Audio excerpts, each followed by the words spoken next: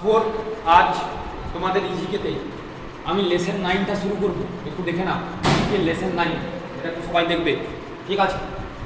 Lesson 9-এ কি আছে না, টাউনস অন রিভার্স, অর্থাৎ কোন কোন শহর কোন কোন নদীর তীরে অর্থাৎ নদীর ধারে অবস্থিত, টাউনস অন রিভার্স।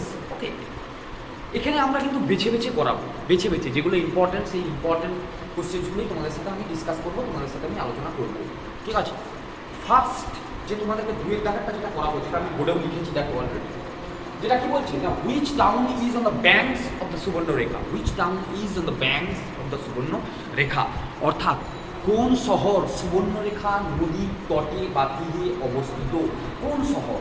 তাহলে কি লিখেছি আমি না, জামশেদপুর। আমি কি লিখেছি? জামশেদপুর। এটাকে পূর্ণ বাক্যে আমাদেরকে অ্যান্সারটা দিতে হবে, শুধু জামশেদপুর লিখলে কিন্তু হবে না, ঠিক আছে? তাহলে আমরা কি লিখবো না, জামশেদপুর, ঠিক আছে?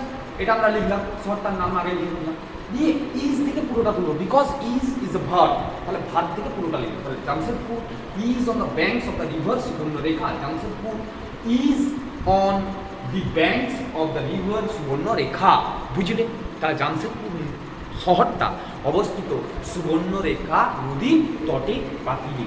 তারপরে যে প্রশ্ন সেটা আমরা দেখো, 3-এর দাগের প্রশ্নটা, 3-এর দাগ, 3-এর দাগের যে প্রশ্নটা, সেই 3-এর দাগের প্রশ্নটা একটু তোমরা দেখো।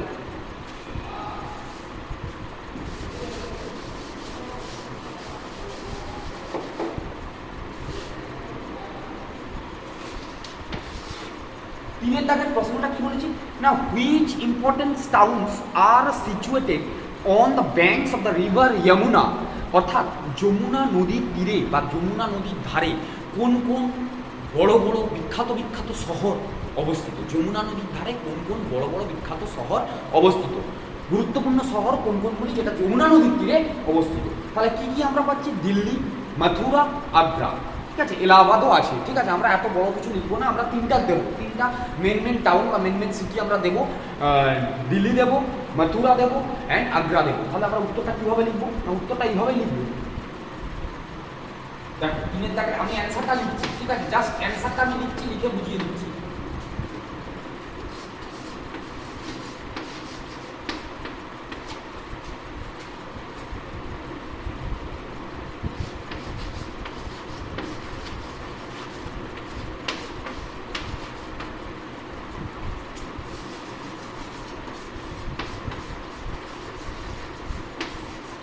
ঠিক আছে, আমি কি কি লিখেছি না, লিখেছি হচ্ছে দিল্লি লিখেছি, মথুরা লিখেছি অ্যান্ড আগ্রা লিখেছি, ঠিক আছে?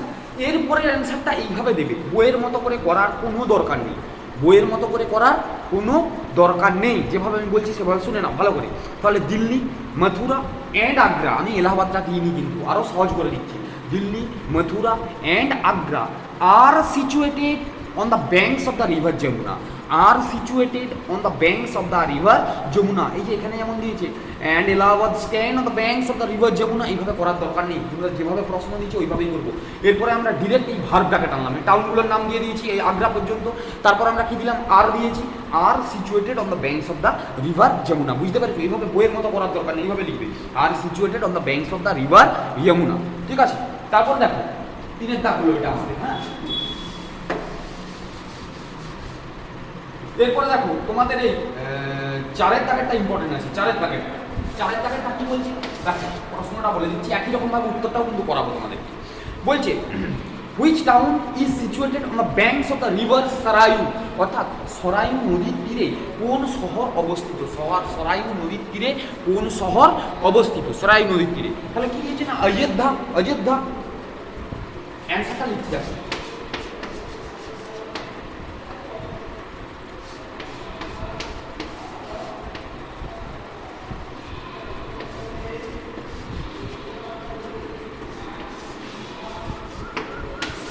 অযোধ্যা, এটা আমরা লিখেছি দেখো, অযোধ্যা।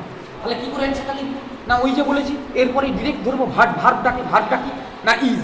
তাহলে অযোধ্যার পরে ভার্বটা কি আসছে, টাউনের নামটা লিখে দিয়েছি অযোধ্যা, তারপরে ভার্বটা কি আছে না, ইজ। তাহলে Ayodhya is situated on the banks of the river Sarayu, Ayodhya is situated on the banks of the river Sarayu, ঠিক আছে? তাহলে আমরা 2 করলাম, 3 করলাম, 4 করলাম, ঠিক আছে? এরপরে দেখো আমাদেরকে করতে হবে, হ্যাঁ দেখো 7-এর দাগের প্রশ্নটা কিন্তু আমাদেরকে করতে হবে, 7-এর দাগ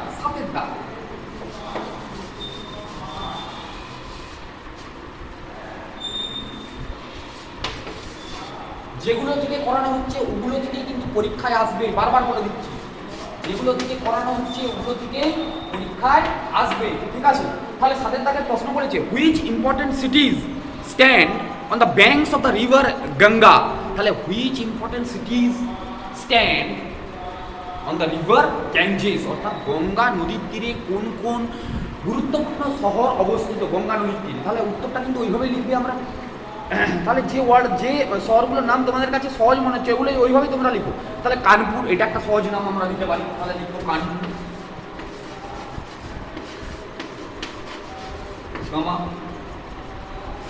বারাণসী,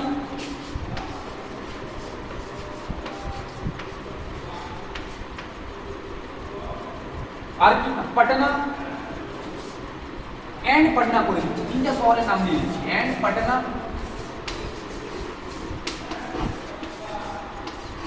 কঠিন কঠিন ওয়ার্ড এবং কঠিন কঠিন বানানগুলো আমরা ছেড়ে দিয়ে গেছি। দেখো আমরা তাহলে লিখেছি Kanpur KNPUR, Varanasi BARANASI, and Patna, ঠিক আছে, and Patna stand on the banks of the river Ganges. আর এইভাবে লিখতে হবে না, আর সিচুয়েটেড এখানে যেহেতু দেওয়া নেই আমরা ওইভাবে লিখবো না। স্ট্যান্ড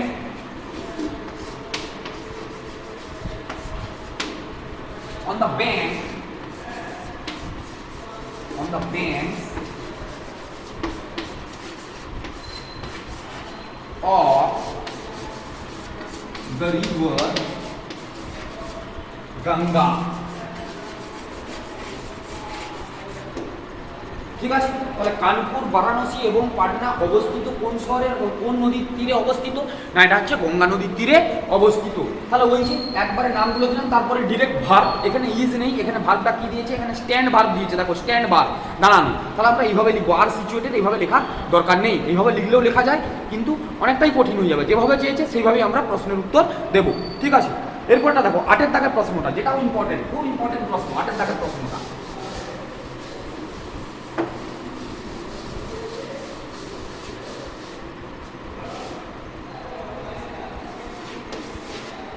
আটের দাগের প্রশ্নটা কি বলেছে?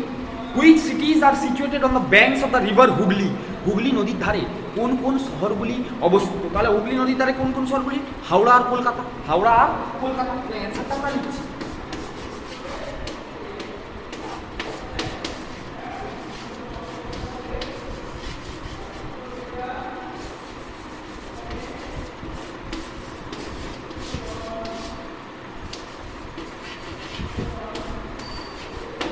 তাহলে হাওড়া এন্ড কলকাতা একবারে বইয়ের মতো চলে যাবো। আর সিচুয়েটেড, আর একবার ভার্ব ধরতে বলেছি, ভার্বটা কি না আর, তাহলে are situated on the banks of the river Hooghly. তাহলে Howrah and Kolkata are situated on the banks of the river Hooghly. Howrah এবং কলকাতা শহরগুলি অবস্থিত হুগলি নদীর তটে বা হুগলি নদীর তীরে অবস্থিত। এখানে বইয়ের মতো আর সিচুয়েটেড আছে, তাই আমরা আর সিচুয়েটেড দিয়েছি। তাহলে আমরা 2 করলাম, 3 করলাম, 4 করলাম, আর করলাম 7 করলাম, 8 করলাম। এইগুলোই কিন্তু ইম্পর্টেন্ট প্রশ্ন, এইগুলো থেকে পরীক্ষায় আসবে, ঠিক আছে। যেভাবে তোমাদেরকে প্যাটার্নটা আমি বলে দিলাম ওই প্যাটার্নই তোমরা কিন্তু খাতায় অ্যাপ্লাই করবে বা বাড়িতেও করবে, ঠিক আছে। আজকের ক্লাস এই পর্যন্ত। পরের ক্লাসে আমি হচ্ছে লেসন 10টা ধরবো, লেসন 9টা ধরবো। আজকে লেসন 9টা করালাম, আজকে আমি তারপরের ক্লাসে লেসন 9-এরও আরও কত ইম্পর্টেন্ট আছে সেগুলো আমি দেখাবো, ঠিক আছে। যেহেতু এটা ধরেছি এটা আমি এই ক্লাসে শেষ করে দিচ্ছি, দেখো এই ক্লাসেই করে নিচ্ছি আমরা।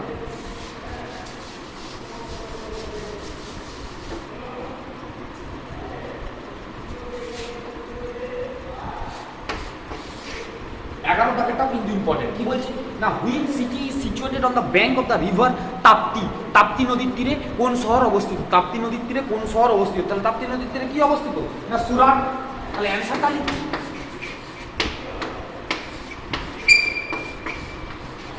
সহজ তো, খুবই সহজ, কিচ্ছু না, ভয় পাওয়ার কিচ্ছু নেই। তাহলে সুরাট লিখলাম। এরপরে এই যে প্রশ্ন, is situated on the banks of the river Tapti. Surat শহর তার তাপ্তি নদীর তীরে অবস্থিত। নেক্সট করবো 15, দাগ নাম্বার 15টা, দাগ নাম্বার 15টা।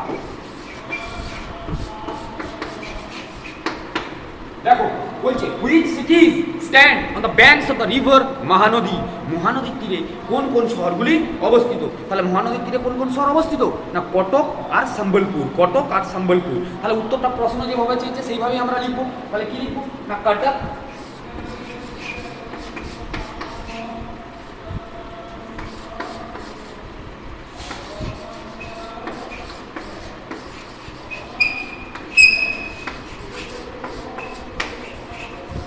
কি লিখেছি, Cuttack and Sambalpur stand on the banks of the river Mahanadi, stand on the banks of the river Mahanadi. তাহলে কটক এবং সম্বলপুর হচ্ছে মহানদীর তটে বা মহানদীর তীরে অবস্থিত। ঠিক আছে, এটা হয়ে গেল আমাদের টাউনস অন রিভার্স, আমাদের এটা কমপ্লিট হয়ে গেল, লেসন 9 এটা কমপ্লিট হয়ে গেল। তাহলে করবো আমরা কতটা না, দুয়েরটা করবো কতটা না, তারপরেই আমরা করবো হচ্ছে তিনেরটা, তারপরে করবো আমরা কতটা না করলাম যেটা 7এরটা, 8এরটা, 11টা, 15টা। খুব বেশি কোশ্চেন নেই, যেভাবে উত্তর লিখতে বলেছি ওইভাবেই উত্তর লিখবে, বইয়ের ভাষাতেও লিখতে পারো, কোনো অসুবিধা নেই। ঠিক আছে, আজকের ক্লাস এই পর্যন্ত, পরের ক্লাসে অন্য চ্যাপ্টার নিয়ে আলোচনা করবো। Thank you.